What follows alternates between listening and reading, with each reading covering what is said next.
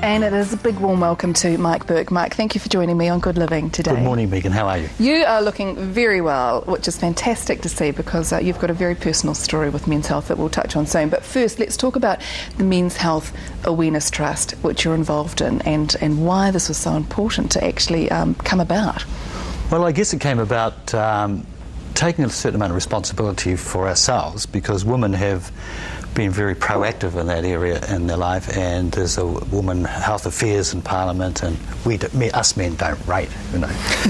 Maybe because there's a majority of men in Parliament, but I don't know where that's going to go. But however, it was a few guys got around the table and sort of thought about, you know, where we're going with this. There's men dying rather young, although our longevity is extending because of the way the medical fraternity is today. We live a little bit longer. So however, we thought, well, right, let's do something about this. So we started off having a bit of a chat and decided that why don't we launch it with a golf tournament, a charity golf tournament, which we had last Thursday.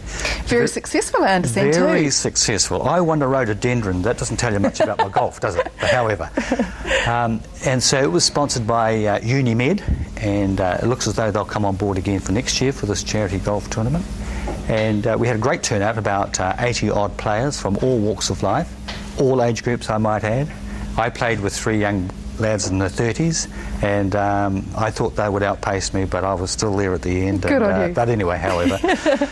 So, having had cancer myself some years ago, I've always been pretty proactive and aware of it, and I guess I've been a bit of a crusader and flown the flag for my health, and I had to modify my own health. So over a period of time, we thought, well, forget about the pies and the pints. Let's talk about looking after ourselves. So that's how it really emerged. I think little birdie told me that it was instigated by a woman. So there you go. You know, we're still being directed. So what does the Trust hope to achieve?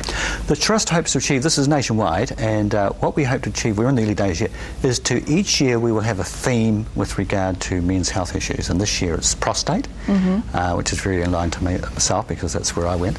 And then next year we may have like obesity or diabetes, or remember the old days when we had this promotion, push play, you know, get out and run. Today we sit with a remote and push play. So we're not really getting off our butts and getting out there and doing something about it. Because, you know, life is not a rehearsal. And I've had a couple of close shaves of leaving this planet, but I'm still here today. So it's all about men getting together and making a difference, and having a bit of a buddy thing there, you know, and going out and trying to promote this right throughout the country. So we'll have a theme every year, and it's just getting the message out there. We've got our website under construction at the moment. So I guess that's the journey we're travelling at the moment. Just making men more aware that they actually do need to take responsibility. Well, that's right. I mean, it's, you know, we're all blokies, you know, like, you know, 6'6" and bulletproof, and, you know, she'll be right, mate, you know. And that mindset is sort of shifting quite somewhat now. The fact that, no, we need to go to the doctor more, we need to get checked out a little bit more. Because, as I said, you know, life ain't a rehearsal. You're a long time under that wooden lid, you know. That's right. And I don't intend parting yet, you know. So. Can you talk to us about your personal journey with cancer, Mike? Because it's extraordinary. It really is, and I think it'll be a real eye-opener for a lot of men watching out there today. Well, it goes back to when I was about 39, actually, and I was actually admitted to a hospital for Campylobacter, which was eating some contaminated chicken. And so, you know, every orifice was you know, reacting, as you might say.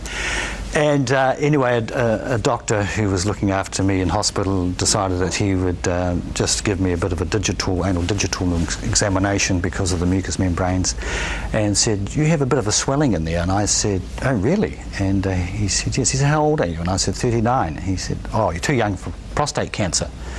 And it really wasn't in my vocabulary at 39. No. However, some years later, I had to go to a doctor once more in another part of the country and said, look, you know, I'm not feeling well. I had a bit of a virus and it was a bit of a flu-y thing. And I said, while I'm here, could you check me out for prostate? And that was a little bit of unheard of, because men don't go on voluntary say, can I have an anal digital examination? We've got a thing about that. Apparently women don't worry, but however. So anyway, I pushed the issue, and he said, right. He said, no, you've got a bit of a swelling there, and he said, you're 45, and there's nothing to worry about, but if you want to go further with this, I said, yes, I would. So that was about November 1995, and in April 1996, I was diagnosed as having radical prostate cancer, and I had a radical prostatectomy. The problem was there's no full proven method of testing, a bit like cervical cancer. You know, it's sort of, you know, is it cervical cancer? Is it prostate cancer? Depending on gender, of course. However, the thing was, I had the PSA test, and it was quite high. Then they did a prognosis, or did a biopsy, and that was quite low. And so one was here, one was there, and then one would be there and one would be there. So until they got them going together, and eventually, cut a long story short, they finally decided, no, this is quite rampant, and he said, if I could, I'd have you in hospital right now and complete the surgery today. However, there was a lot of bad blood around those days, and I had 21 days because I was giving a pint a week for 7 days, and then I got my 3 pints of blood, and we went through it. To the point that he actually went in and removed the whole prostate, and it got into my lymph nodes, and lymph nodes being the drainage system of your body, and it was not a very good prognosis at the end whether I'd be around for much longer. Goodness, and yet here you are today. So the prognosis was? Well, I had a choice. I could go for chemotherapy, radiation, and I'd seen a few of my friends and other men who had wasted away, atrophied, looked rather jaundiced looking, and decided I didn't really want that. I had 3 children. They were growing up and they were in their late teens, and thought, right, my youngest one's just leaving university, last year of university, and I thought, I really want to be around. You know, I was a single parent in those days. I really want to be around to see their successes and growing up and that sort of thing. So I defied all odds and decided to modify my diet, knock off smoking, take some good supplements, and just change it and just live my life as though I never had it. I had some bad days, I had some good days.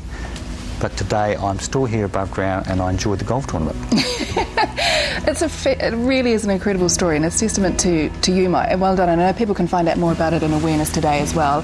Yes. But this trust is a fabulous initiative. If you would like to email any further details, we can give out the email address, Mike, as well, and we'll keep a close eye on this because you're doing wonderfully well. So certainly. Thank you very much for sharing your story. The email address as well is info@healthandwellness.co.nz. So info@wealthandwellness.co.nz. Mike Burke, thank you very much. Thank you very much.